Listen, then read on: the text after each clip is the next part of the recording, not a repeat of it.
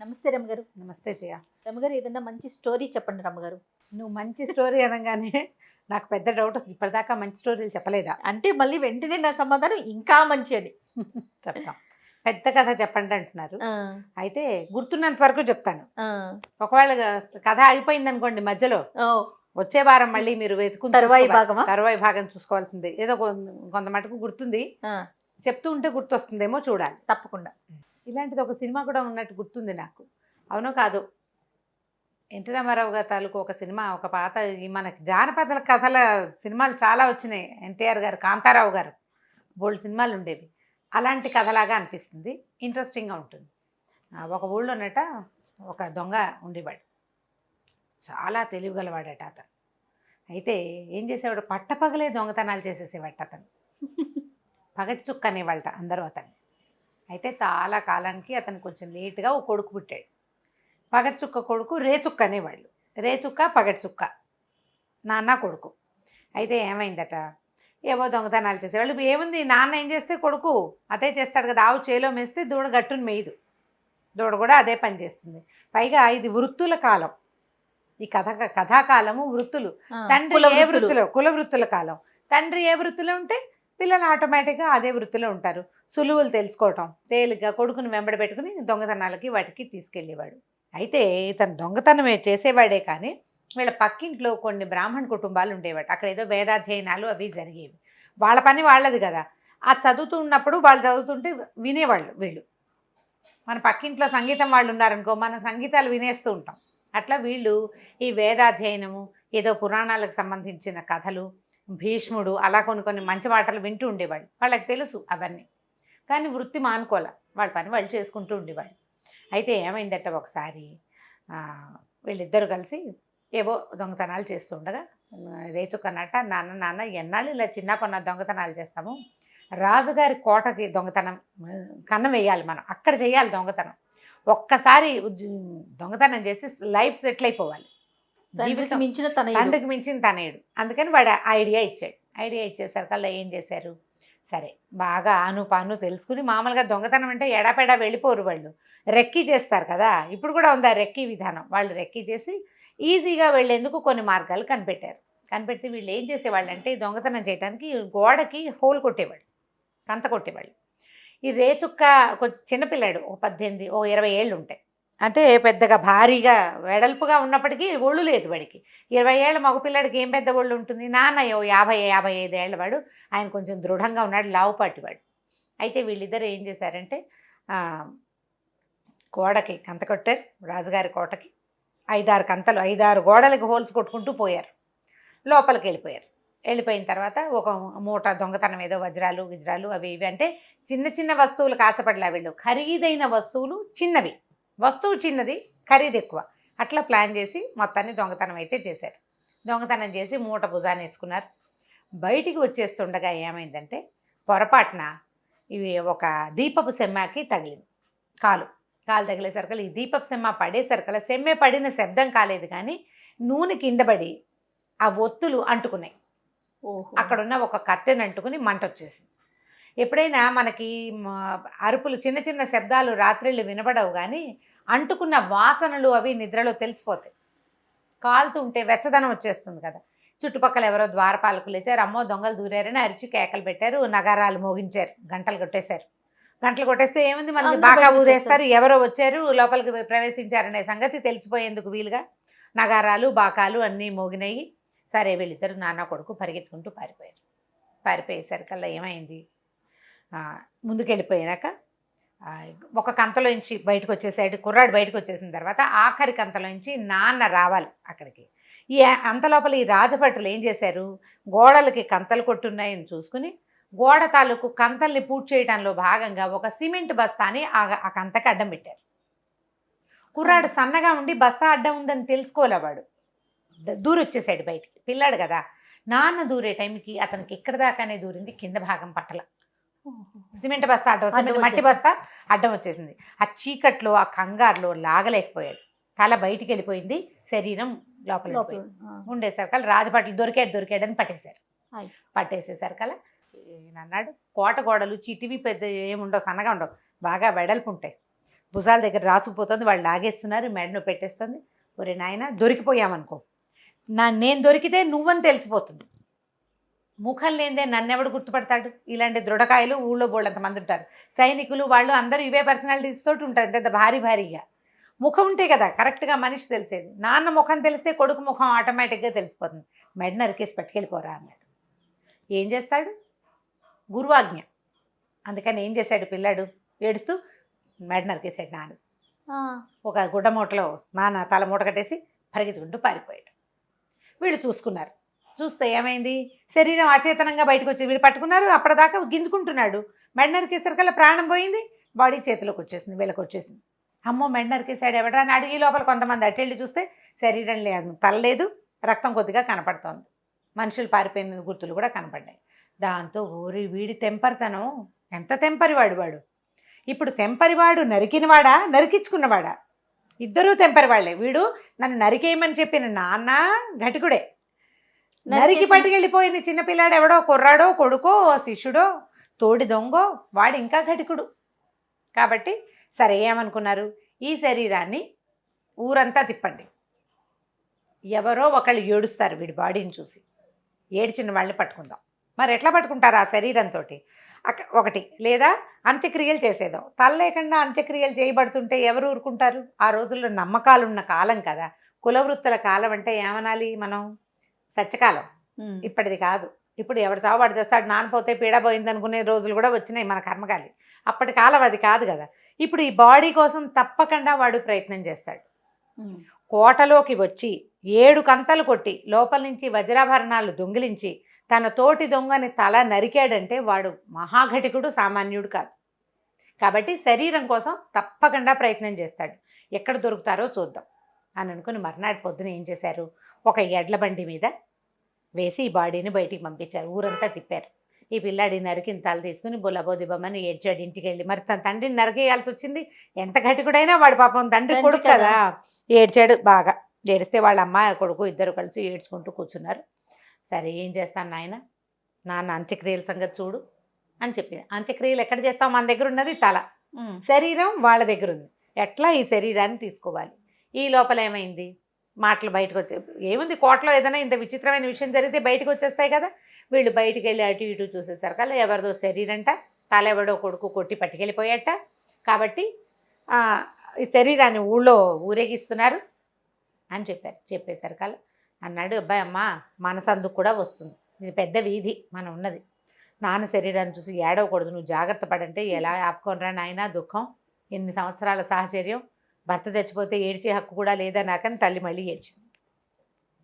సహజంగా జరిగేది. అవును. సరే వీడు ఏం చేశాడు, అమ్మ ఈ బట్టలు చీర, ఈ మంచి చీర విప్పేసి బాగా పాతది నాయనమ్మ చీర పురాతనమైన ఉండాలి కదా పెట్లో, అదొకటి కట్టుకోవే అన్నాడు. ఇప్పుడు ఎందుకు నాయన ఈ మేకప్ అని అడిగింది. నా మాట వినమ్మా, పాత గుడ్డ కట్టుకో. అక్కడి నుంచి ఏం చేశాడు, తల్లి మొహానికి బూడిద పట్టుకొచ్చి కొద్దిగా అంటించి పద వెళ్దామని అమ్మని వెంట పెట్టుకుని వెళ్ళాడు. వెంట పెట్టుకెళ్ళి సరిగ్గా ఈ ఊరేగింపు వెళ్తున్న రోడ్లోకి వెళ్ళిపోయారు వీళ్ళు. ముందే ఆ సందులోకి వస్తుంది అనమాట ఆ బండి. ఈ లోపల ఏమైంది, దగ్గరకు వచ్చింది, భోర్మని ఏడ్చింది ఈవిడ. అందరూ ఈవిడ కేసు చూశారు, కానీ ఆవిడని పట్టుకోలే. ఏడ్చిన వాళ్ళని పట్టుకురమ్మన్నారు రాజుగారు. ఎందుకు పట్టుకోలేదంటే సరిగ్గా ఆవిడ ఎలా ఉంది, ఒక పాత గుడ్డ, మొహం నిండా బూడిద, పొద్దున్న నుంచి ఏడుస్తుంది, పిచ్చిదానికి మళ్ళీను ముష్టి వాళ్ళలాగా అంటే అడుక్కునే భిక్షకురాల్లాగా కనపడుతుంది. ఆవిడ కొడుకు మునగ చెట్టు ఎక్కాడు, పైనుంచి పడ్డాడు ఢామ్ అని. వాడు నా కొడుకు పడ్డాడో అని ఏడ్చింది. శవాన్ని చూసి అంటే డెడ్ బాడీని చూసి ఈవిడ ఏడ్చే టైంకి ఆ కొడుకు ఏం చేశాడు, మునగ చెట్టు మించి దూకేశాడు. వాడు దూకంగానే కొడుకు పడిపోయాడు. పాపం భిక్షకురాలు పెద్దది, పిచ్చిదానిలాగా ఉంది, పిల్లాడు పడిపోయాడని ఏడుస్తుంది. వాడు మోకాలు చిట్లిపోయింది. పాపం అయ్యో అయ్యో అన్నారు. సరే ఈ శవం వెళ్ళిపోయింది. వీడు ఏం చేశాడు, బాడీ అక్కడి నుంచి వెళ్ళిపోయాక కళ్ళారా అమ్మ శరీరాన్ని చూసింది కదా వాళ్ళమ్మ, తీసుకెళ్ళిపోయాడు ఇంటికి వాళ్ళమ్మని. సాయంకాలానికి చీకటి పడే వేళకి శరీరం మళ్ళీ కోటకు చేరింది. కాస్త ఉప్పు అది పోసి నిలవబెట్టారు బాడీని. ఏం జరిగింది అని అడిగాడు రాజు. ఏం జరిగింది, ఎవ్వరూ ఏడవలేదండి. శవాన్ని చూసి ఒకే ఒక ఆవిడ ఏడ్చింది, ఓ భిక్షకురాలు, పాపం ఆవిడ కొడుకు అదే టైంకి మునగ చెట్టు మించి పడ్డాడు. అంటే ఆవిడ ఎలా ఉంది, వాడెలా ఉన్నాడు అని అడిగితే వాడు సమున్నతాకారుడు, పొడుగాటి వాడు. పొడుగాటి వాడు బాగానే ఉన్నవాడు మునగ చెట్టు మించి పట్టమేమిటి? అసలు మునగ చెట్టు ఎక్కితే మునగ పడిపోతాయి చెట్టు కదా. ఎక్కితే పడదు. అసలు మునగ చెట్టు ఎక్కరు, ఎవరు కింద నుంచి గడబెట్టి కోస్తారు. ఆ చెట్టు పెళుసు. మునగ చెట్టు బాగా పెలుసుగా ఉంటుంది పెలుసుగా కదా. ఉంటాయి, పుట్టుకుని విరుగుతాయి.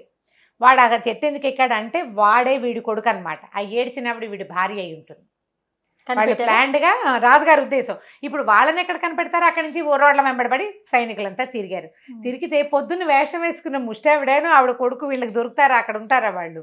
ఒక భిక్షుకురాలు, కొంచెం బలంగానే ఉంది మనిషి, ఇంత వయసులో 50 ఏళ్ళు ఉంటాయి. కుర్రాడు ఆవిడతో ఉన్నవాడు బాగా పొడుగాటివాడు. వాడు కింద పడినా వాడు పొడుగు కనపడుతున్నది. పొడుగాటివాడు కింద కూర్చుంటే మాత్రం పొట్టివాడు అయిపోడు, వాడు పొడుగ్గానే కనపడతాడు. ఈ కుర్రాడు ఇలా ఇలా ఉన్నాడంటే కుర్రాడు లేదు, మాకు ఎవరు తెలియదండి, అంత వాళ్ళు ఎవరు లేరన్నారు. సో వాళ్ళు ముష్టి వాళ్ళు కాదనమాట. ఇదే జరిగింది. అక్కడి నుంచి సరే ఇదో కథ. రెండో రోజు ఏం చేశారు? చాటింపేశారు. నిన్న దొరికినటువంటి దొంగకి అంత్యక్రియలు చేయబోతున్నారు. అంత్యక్రియలు చేయాలంటే శరీరాన్ని తల్లేదు, శరీరానికే చేయాలి. ఇదే చేయబోతున్నారు రాజుగారని చాటింపు వచ్చింది. సరే బాడీని సైనికులు తీసుకుపోయారు బండి మీద వేసి. ఇవాళ అమ్మాయి ఏడవటం మొదలుపెట్టింది. ఒరే నాన్న, నువ్వు చేయకుండా ఒక్కగానొక్క కొడుకువి, లేక పుట్టావు, నువ్వు తలకొరివి పెట్టకుండా మీ నాన్నకి వాళ్ళెవరో సైనికులు, వాళ్ళు అనాథ ప్రేతానికి సేవానికి తలకొరివి పెట్టినట్టు పెట్టేస్తారా? అయ్యో ఇలా అయిపోయింది మన జీవితం, పెద్ద కుటుంబంలో పుట్టాం, ఇలా అయిపోయిందని ఏడవటం మొదలుపెట్టింది. ఆవిడ ఏమన్నాడంటే, కుర్రాడు అమ్మ రేచుక్క చెప్పాడు, నువ్వేం కంగారు పడకు, సరిగ్గా ఏం చేయాలో నేను అదే చేస్తాను, ఏం కంగారు లేదు, నేను చూస్తాగా అన్నాడు. సరే ఈ మధ్యాహ్నానికి టైంకి ఏమైంది? వీళ్ళు ఈ సైనికులు శ్మశానాన్ని దగ్గరికి చేరే టైంకి ఒక పెద్ద భేతాళు లాంటి అవతారంతో ఉన్న ఒక తాంత్రికుడు అక్కడ ప్రత్యక్షం అయ్యాడు. వాడు ఏంటంటే మెళ్ళలో కపాలాలు అవి వేసుకున్నాడు, ఓ ఎర్రటి పంచోటి కట్టుకున్నాడు, కాళ్ళకి గజ్జెలు, ఒక పెద్ద కొరడా పుచ్చుకుని కేకలు పెడుతూ నా గందరగోళం చేశాడు. చేసేసరికల్లా మామూలుగా కాపాలికులు వాళ్ళని చూస్తే భయపడతారు. కొంతమంది సైనికులు అతన్ని బెదిరించడానికి ట్రై చేశారు. వాడేం బెదరటల్లా, వాడు ఇంకా మీదకి వస్తున్నాడు. ఆ కొరడా విసురుతూ ఉంటే ఎవరికి తగులుతుందో తెలియదు. అలాంటి వాళ్ళని అరెస్ట్ చేయకూడదు ఆ కాలంలో. సన్యాసుల్ని కాపాలికుల్ని గౌరవించే రోజులు. దాంతో వీళ్ళు ఏం చేశారు, కొంతమంది తప్పుకున్నారు, కొంతమంది ఈ బాడీని లోపల తీసుకుపోయారు, శ్మశానంలోకి తీసుకెళ్లారు. అన్నీ పేర్చే టైంకి మళ్ళీ ఆ కాపాలికుడు అక్కడికి వచ్చేసి అందరినీ బెదిరించేసి అరిచి కేకలు పెట్టాడు. వాడి దగ్గర ఏవో చిన్న పొన్న సంచులు కూడా ఉంటాయి. మరి కాపాలికులు అంటే ఆ ఊళ్ళు ఈ ఊళ్ళు తిరుగుతారు కదా. ఈ సైనికులను అందరినీ అరిచి కేకలు పెట్టి అక్కడ నుంచి ఏం చేశాడు, పక్కన ఏదో చితి అవి మండుతుంటే అందులో నుంచి నిప్పులు తీసి వెదజల్లేశాడు వీళ్ళ మీదకి. దాంతో భయపడ్డారు. అరే ఉండండి రా, బయటికి వెళ్ళిపోదాం, ఎక్కడికి పోతుంది బాడీ, మెళ్ళలేదు, తలకాయ లేదు, ఎవడొస్తాడు ఇక్కడికి? ఈ కాపాలికుడు గోళ అణిగాక అప్పుడు వచ్చి దహనం చేద్దాం అనుకున్నారు. వీడేం చేశాడు, తను తెచ్చిన సంచులేసి నాన్న తలని తీసేసరికి ఆ బాడీ మీద పెట్టేసి ఇంకో 2 పిడకలు పైన పెట్టేసి కామ్గా అది అంటించేసాడు. తనే చీత అంటించేసి బయటికి వెళ్ళిపోయాడు. వీళ్ళు కాపాలికుడు సద్దు అణిగింది అని లోపలికి వచ్చేసరికి చీత మండిపోతారు. అయ్యో వీడెవడో దొంగవాడిని ఎవరో అంటించేశారంటే ఎవరో ఎందుకు అంటిస్తారు, వాడు కొడుకే చేస్తాడు. అక్కడి నుంచి మళ్ళీ రాజుగారి దగ్గరికి పోయారు సైన్యాధ్యక్షుడు, వీళ్ళు కలిసి. ఇంత ప్రయత్నం చేశామంటే ఎవడో ఒక కాపాలికుడు వచ్చాడు, నానాగోలా అయింది, మేమందరం బయటకు వచ్చేసాము, ఈ లోపల వాడు అంటించేసి. అంటే కాపాలికుడే ఇతను కొడుకు. కాపాలికుడు ఎంత పొడుగున్నాడు, వాడు పొడుగట్టువాడు. ఇప్పుడు ఇందాక ముందు పడిపోయిన మునగ చెట్టువాడు పొడుగువాడే, ఇప్పుడు వచ్చిన కాపాలికుడు పొడుగువాడే, చువ్వలాగా ఉన్నాడు, పొడుగ్గా ఉన్నాడు. పోలికలు తెలుస్తున్నాయి కదా. అయితే సరే ఇవాళ తలకొరివి పెట్టాడంటే వాడికి నమ్మకాలు ఉన్నాయన్నమాట. వాడికి నమ్మకాలు ఎందుకున్నాయి? వాళ్ళ పొరుగున ఉన్న ఈ వేద పాఠశాల వల్ల వాడికి నమ్మకాలు ఉన్నాయి బాగా. నాన్న స్వర్గానికి వెళ్ళాలంటే అస్థి సంచయనం చేయాలి. సంచయనం చేయటం అంటే ఇవాళ కొరివి పెట్టాక రేపొద్దున అస్థికలు తీసి పాలు పోసి అస్థికలు తీసుకుంటారు. సంచయనం చేసి దాన్ని తీసుకెళ్ళి ఆ నదిలోనో సముద్రంలోనో ఎక్కడో కలిపితే ఆత్మ స్వర్గానికి వెళ్తుందని నమ్మకం. ఆ నమ్మకాలు వీడికి గట్టిగానే ఉన్నాయి, వాళ్ళ నాన్నకి ఉన్నాయి, పిల్లడికి ఉన్నాయి. ఇప్పుడు వాళ్ళ అమ్మాయి సరే నాయన ఎలాగోలా తలకొరి పెట్టావు, పోనీ ఈ పని చేసావురా, ఇవి ఏం చేస్తావురా, ఇవేలాగా అంటే ఇప్పుడు శ్మశానంలోకి వచ్చి ఇవి తీసుకెళ్ళాలి. ఎట్లా తీసుకెళ్తారు? సరే ఈ పూట ఆ రాత్రి గడిచిపోయింది. మర్నాడు ఇది జరగబోతోందని ఏం చేశారు, శ్మశానం చుట్టూతా చాలా కాపలా పెట్టారు. ఎంత కాపలానో, ఇంత కాపలా పెట్టిన తర్వాత ఏం చేశారు, తల్లికి ఒక కళ్ళు అమ్మాయి వేషం వేసేసాడు కొడుకు. అమ్మ రాజభట్లు ఉంటారు శ్మశానం దగ్గర, కళ్ళు ఇవాళ మా ఆయన చనిపోయిన రోజు అందరికీ ఉచితంగా కళ్ళు పోస్తున్నానని చెప్పి పక్కింటి వాడిని ఇద్దరిని తోడిచ్చాడు, మా అమ్మకి తోడుగా వెళ్ళండి అని చెప్పి. సరే పక్క వాళ్ళిద్దరూ ఏం చేశారు, కళ్ళు బాణాలు మోసుకుంటూ వచ్చి దారిపోయే వాళ్ళందరికీ ఫ్రెష్ కళ్ళు. అప్పట్లో కళ్ళు తాగటం నేరం, ఇప్పుడు ఉన్న కళ్ళు తాగటం నేరం కాదు కదా, అదేం పెద్ద జబ్బు చేయదు కూడా, ఆరోగ్యం అని కూడా చెప్తారు. సరే ఈ సైనికులు ఇక్కడ ఉన్న సైనికులందరూ ఆ కళ్ళు తాగడానికి అక్కడికి చేరారు. వీడు చల్లగా లోపలికి వెళ్ళిపోయి చేతికి అందిన అస్తికల్ని తెచ్చేసుకున్నాడు బయటికి.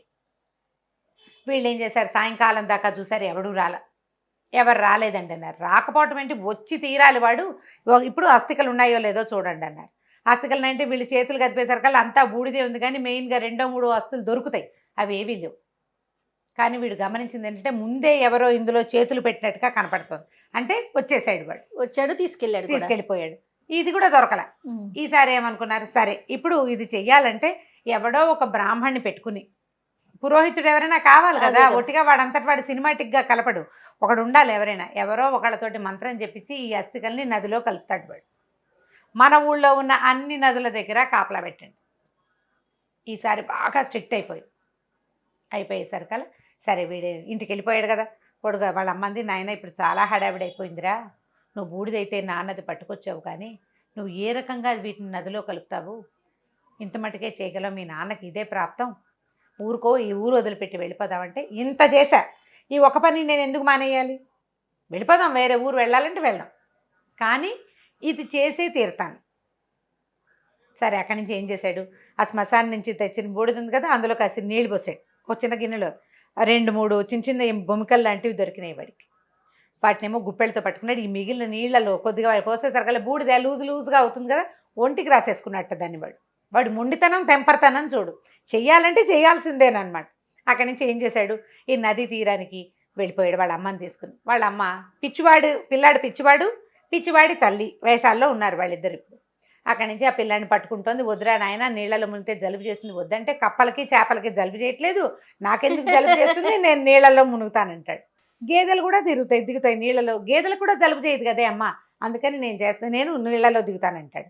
అక్కడి నుంచి బాబాబు మా పిల్లాడిని పట్టుకోండి, వీడికి అసలు జబ్బండి, వీడు అసలు నీళ్ళలో దిక్కకూడదు, చెప్తే మాట వింటలేదండి అని ఒక 2-3 సైనికులకి చెప్పేసరికల్లా ఏ పోపో ఇక్కడి నుంచి, ఇక్కడ అసలు నదిలో ఎవరు దిగడానికి వీల్లేదు, మేము ఎవరో ఒక బ్రహ్మాండ నాయకుడి కోసం వెయిట్ చేస్తున్నామని వీడికి చెప్పారనమాట. వాళ్ళు ఎవరో ఒకటి కోసం చూస్తున్నాము, నువ్వు ఇప్పుడు నదిలో దిగడానికి వీల్లేదు, ఎగువకి వెళ్ళమని అక్కడి నుంచి తోలేశారు.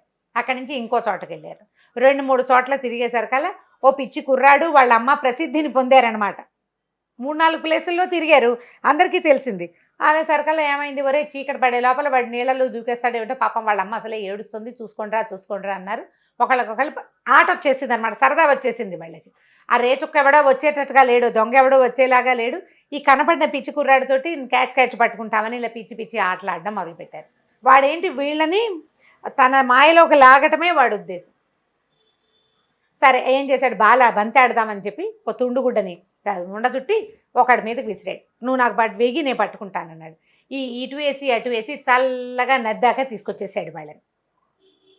ఈ లోపల ఏమైంది, గట్టిగా విసిరాడు, తుండుగుడ్డ పడింది, నీళ్ళల్లో పడిపోగానే అమ్మో నా తుండుగుడ్డ పడిపోయిందని ఒక్క ఉదుటన నదిలోకి దూకేసాడు వాడు కుర్రాడు.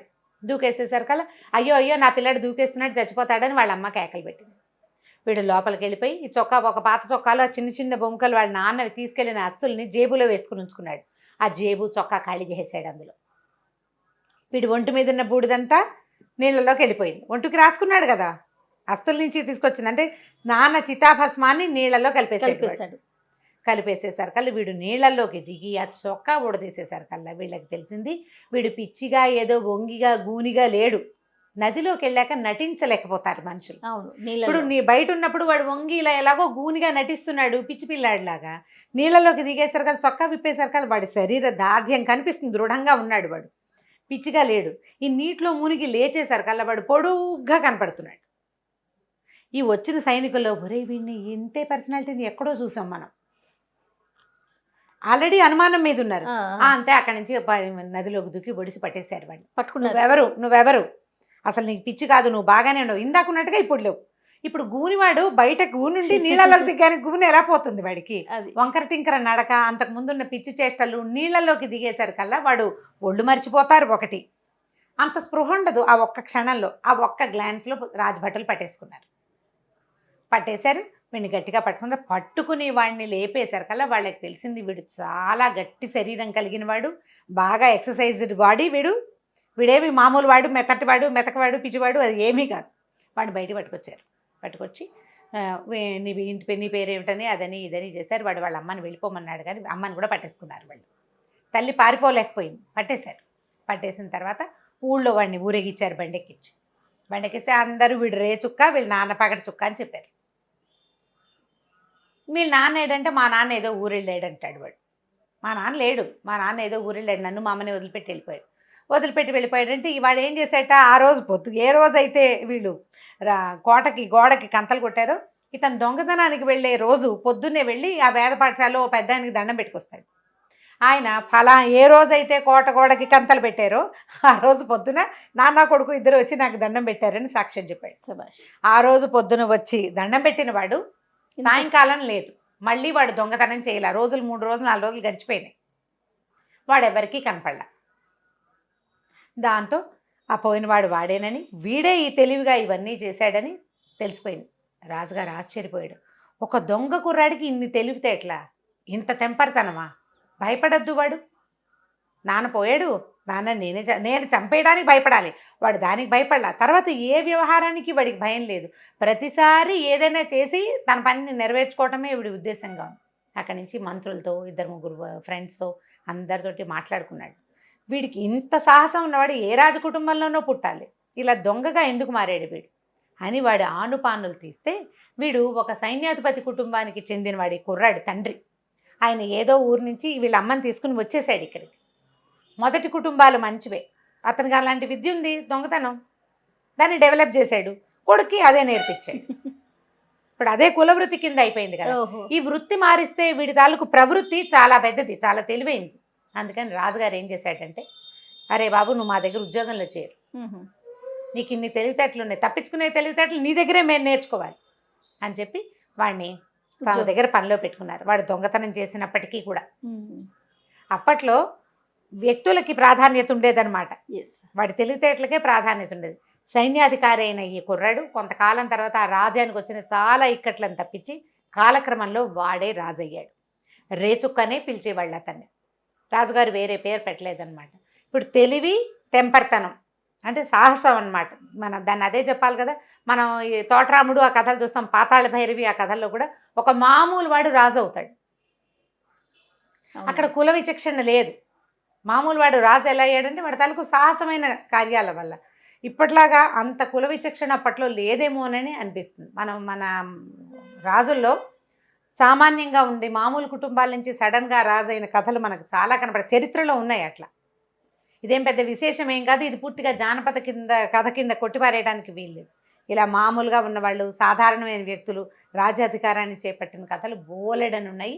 కథ ఇంట్రెస్టింగ్గా ఉంటుంది, స్లోగా నేరేట్ చేయండి. నేను చకచకా చెప్పేశాను కదా, దీన్ని నిదానంగా నేరేట్ చేస్తే ఇప్పుడు ఇందులో కొన్ని వ్యవహారాలు ఉన్నాయి. తండ్రి మరణించటము, సంచయనం చేయటము, నాన్నని నరికేయటం లాంటివి పెద్ద విషయాలు. మీరు తెలుసుకోండి, పిల్లలకి జాగ్రత్తగా చెప్పండి. కట్ చేసి తీసుకెళ్ళిపోవటం అంటే నేను సింపుల్గా చెప్పేశాను, ఇదే నీకు కాబట్టి చెప్పాను. నేను ఒక 8 ఏళ్ల పిల్లాడి కంటే నేను ఆ మాట చెప్పను. దానికి మనం ఏదో ఒకటి మీరు ప్లాన్డ్గా సరిగ్గా చెప్పాలి. ఈ కథని డైరెక్ట్గా వినిపించేస్తే పెద్ద పిల్లలు అయితే వినేస్తారు, వాళ్ళు దాన్ని సింపుల్గా తీసుకోవచ్చు. అవును, చిన్న పిల్లలకి చెప్పేటప్పుడు మాత్రం కేర్ఫుల్గా చెప్పండి. ఇది పెద్ద కథ, దీన్ని 2-3 రోజులు నిదానంగా ఎపిసోడ్స్ వైజ్గా చెప్పుకోవచ్చు. నాన్న తల నరికి తీసుకెళ్ళిపోయాడు లాంటి విషయాలు చెప్పేటప్పుడు కేర్ఫుల్గా చెప్పాలి. రైట్ రమ్మ గారు, ఒక ఎపిసోడ్లోనే చెప్పేశారు, తరువాయి భాగం లేదు. రైట్ రమ్మ గారు, ఇంకొక స్టోరీతో మళ్ళీ కలుగుతాం. తప్పకుండా చేయాలి. నమస్తే. ఈ వీడియో కనుక మీకు నచ్చినట్లయితే లైక్ చేయండి, షేర్ చేయండి, మరిన్ని వీడియోస్ కోసం మా ఛానల్ని సబ్స్క్రైబ్ చేసుకోండి. హాయ్ హలో, రోజుకి 1 కోటి మందికి పైగా వ్యూవర్షిప్ని సంపాదించుకున్న సుమన్ టీవీ నెట్వర్క్ ఇప్పుడు సరికొత్త పంథాలో అడుగు వేయబోతోంది. సుమన్ టీవీ నెట్వర్క్ని జిల్లాల వారీగా ప్రారంభించబోతోంది. ఫ్రాంచైజీస్ కోసం ఆసక్తి కలిగిన వారు క్రింది నెంబర్ని సంప్రదించగలరు.